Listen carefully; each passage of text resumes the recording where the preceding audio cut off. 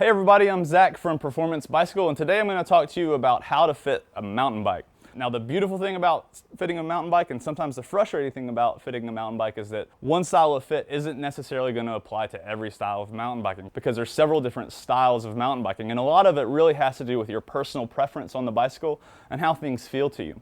In general, a downhill rider is going to be much more upright than a cross-country racer. And as we go to all mountain, enduro, trail, cross-country, and cross-country race, the rider is going to get farther forward on the bicycle. We're going to give you some general guidelines to help you, and we're going to cover the two most common styles of mountain biking. This is going to be an all-mountain / enduro style of riding, and then a cross-country racer. We're going to start from the ground up. We do cleats first, then we're going to do the saddle height, then the upper body reach, and then where the levers are and the handlebar width on the bike, depending on your style of riding. So the tools that you'll need to do the mountain bike fit is a hex wrench set, a shock pump, a plumb bob, a torque wrench, and measuring tape and electrical tape are always nice as well. All right folks, so this is Eddie, and we're going to be fitting Eddie on a hardtail front suspension mountain bike. Generally speaking, this style of bike is going to be used for trail riding, cross-country, and cross-country race style. So before we do anything, we're just going to make sure again that Eddie is happy with his cleat setup and his shoes. Again, there's a video that you can check out at our learning center that's going to cover that topic in much more detail, but make sure that you're happy with that. You're also going to want to make sure that the front fork is set up appropriately to the rider's style of riding. This is where you can use a shock pump to make sure that the front fork is set up correctly. All right, so once we have the shoes and the fork set up, we're going to make sure that the saddle height's correct. So very basic, good rule of thumb here when you're setting the saddle height is that when the rider's left leg or right leg is extended to the bottom of the pedal stroke with the crank arms in line with the seat tube, the rider should be able to extend the leg and the ball of the heel should be able to just touch the pedal. As you see here with Eddie, he's got full extension, the ball of the heel is on the pedal and his knee is locked out, which is a perfect saddle height for Eddie. If we were to extend that leg and he was going to have a significant bend in the knee, then we would know that the saddle was too low and we would raise it. On the other hand, if Eddie extended that heel out and the knee was locked and he could not reach the pedal, we would know that the saddle was too high and we would lower it and we would just go back and forth until we were in this position right here. And you can ask the rider, you can say, hey Eddie, can you stand up from that position at all? Nope. No, so Eddie can't get off the saddle in this position, so that's how we know that the saddle height is set appropriately. So once the saddle height is set, we're going to move to the fore and aft position of the saddle. As the front of the knee comes across the pedal stroke while the rider is pedaling, from the 11 o'clock position to about the 7 o'clock position, you want the end of the kneecap to be right above the pedal spindle or the crank arm. So we're going to use our plumb bob to set the fore and aft position.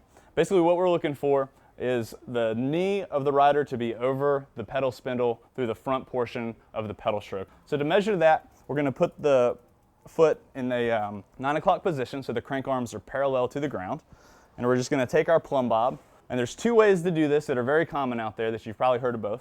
The first is to measure from the front of the knee, and as we look down we want that plumb line is lining up right there with the end of the crank arm. The second train of thought is that we measure from the bony protrusion below the knee, and it needs to line up exactly with the pedal spindle. Both measurements are going to be accurate.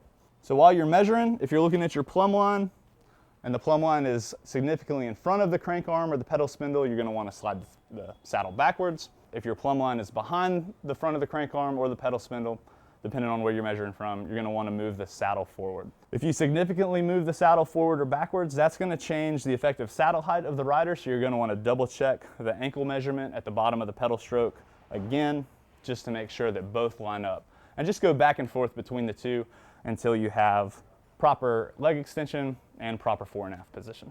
So moving on to a full suspension mountain bike setup, we'll talk about some of the differences. The biggest thing is that the suspension is all set up appropriately across the board. And we do have additional videos in our learning center that you can see for more detailed information on that. But quickly speaking, you want to make sure that the front fork and the rear suspension shock are all set up correctly. If you have a dropper seat post, make sure that that's set up correctly as well. If you don't have enough air in the shocks and you set it up right, once you pump them up, it's going to change everything. So just make sure that's dialed in first. The saddle height and the fore and aft position of this style of bike is going to be the same to start off with. If you have a dropper seat post, you're going to want to make sure that it's in the full upright position when you do the fit. Now this style of riding sometimes makes it necessary to have that saddle a little bit lower than it normally would be. You can lower your saddle between 5 to 10 millimeters and you're still going to have an appropriate pedal extension when you're pedaling. Also, with any bike, you want to make sure that the saddle is going to be parallel to the ground within a couple of degrees up or down. If it's too far down or too far up, it's going to make your hips slide on or off of the saddle to the front or the back, and it's not going to give you an efficient pedal stroke. If the saddle's not comfortable at a parallel position within a few degrees, you're going to need to try a different saddle and move on. For the fore and aft position, again, it's going to be exactly like it would be on a hardtail bike. Again, if you have a dropper seat post, make sure it's in the most upright position. If you have a rigid seat post and you do have it lowered, just make sure that you have the height first and then address the fore and aft position. So again, we're looking from the front of the kneecap, and we want to just come over here and make sure that the plumb line is lining up with the pedal spindle. In this case, the plumb line is significantly in front of the end of the crank arm. We would want to slide his saddle back. Again, we're just going to do that back and forth until that plumb line is at the end of the crank arm or at the pedal spindle, depending on where you're measuring from. After that, you want to make sure that your reach is appropriate. In general, your upper body should be between a 50-degree to a 30-degree angle, depending on the riding style that you're doing. A downhill rider or all-mountain enduro rider is going to be a little bit more upright on the bike so they can see the trail a little bit better and be able to react faster to what's in front of them. Upright body position makes it easier to go over rocks and roots and throw the bike around depending on your riding style. You want to have a nice relaxed shoulder position where it just doesn't feel uncomfortable, where you don't feel like you're bunching your shoulders too much and you don't have any pain or discomfort or anything. You want to have a nice kind of relaxed elbow position with a slight bend and kind of like a neutral, if you're going to do a neutral handshake and just turn your wrist sideways into a nice kind of push-up position. You don't want them to be too far inward or too far outward, but it's really just a matter of comfort and what feels good to you. The shoulders are still going to have a relaxed feel, still looking for a slight bend at the elbows, still the same type of push-up position. Once you feel like you have the appropriate handlebar width, you want to make sure that your levers are in the correct position. When you're riding a mountain bike, you're going over rocks and roots, and you don't want to have to move your hands around and take your grip off of the bars to be able to hit your brakes or your shifters. So you just want to make sure it's a nice, easy reach to them, and everything is within grasp. Same principle is going to apply to the levers and the shifters. Again, you just want to make sure that your hands don't have to come off of the handlebars to be able to reach the shifters and the brakes and all the levers. So those are some basic guidelines on how to fit various styles of mountain bikes. If you run into any troubles along your way, feel free to visit our Learning Center online at performancebike.com or go see a performance fit specialist at any of our retail locations. Have a great ride.